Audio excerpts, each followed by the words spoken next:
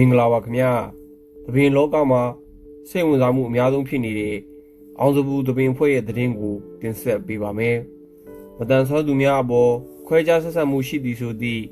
တိုင်ကြားချက်များကြောင့်ကားပြဖျော်ဖြေခွင့်တစ်နှစ်ပိတ်သိမ်းရန်ညွှန်ကြားခံခဲ့ရတဲ့အောင်စပူဖွဲ့ဟာယခုအခါမှာတော့ပြန်လည်ကားပြခွင့်ရရှိသွားပြီဖြစ်ကြောင်းသတင်းရရှိပါတယ်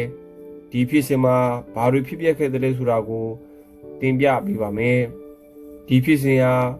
မနေ့ကဖေဖော်ဝါရီ29ရက်နေ့ကစတင်ခဲ့တာပါသာသနာရေးနှင့်ယဉ်ကျေးမှုဝန်ကြီးဌာနရဲ့ညွှန်ကြားချက်အရမြန်မာနိုင်ငံသပင်စီယုံဗဟိုကနေအောင်စပူသပင်အဖွဲ့ကိုကားပြဖျော်ဖြေခွင့်တစ်နှစ်ရပ်ဆိုင်းမှုအကြောင်းကြားစာထုတ်ပြန်ခဲ့ပါတယ်အဆိုပါအဖွဲ့ရဲ့တင်ဆက်မှုတွေဟာပြည်သူလူထုကြားမှာအယူဆလွဲမှားစေနိုင်ုံသာမကမတန်ဆွမ်းသူတွေရဲ့စိတ်ပိုင်းဆိုင်ရာကိုထိခိုက်စေပြီးဂုဏ်သိက္ခာပိုင်းဆိုင်ရာထိခိုက်မှုတွေရှိရလို့တိုင်ကြားခံရခြင်းကြောင့်ဖြစ်တယ်လို့ဆိုပါအကြောင်းကြားစာမှာဖော်ပြထားပါတယ်။ဒါအပြင်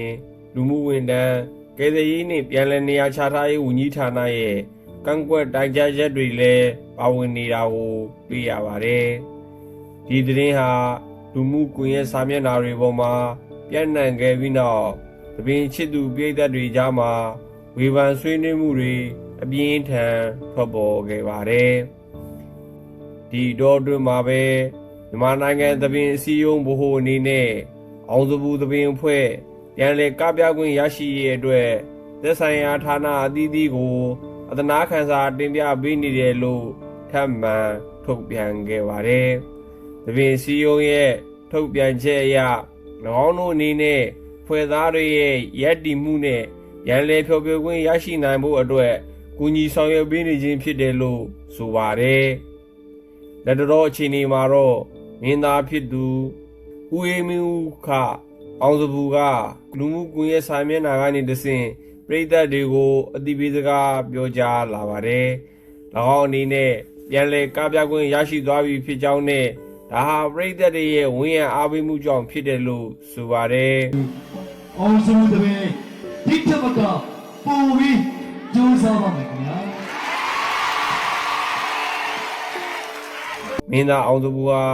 ယခုလိုပြန်လည်ကားပြခွင့်ရတာဟာပြည်သက်တွေရဲ့ကျေးဇူးကြောင့်ပါလို့ဝမ်းသာအားရပြောကြားခဲ့သလိုရှေ့ဆက်ပြီးတင်ဆက်မှုတွေမှာလည်းပုံမသတိပြုဆောင်ရွက်သွားမယ်အကြောင်းနဲ့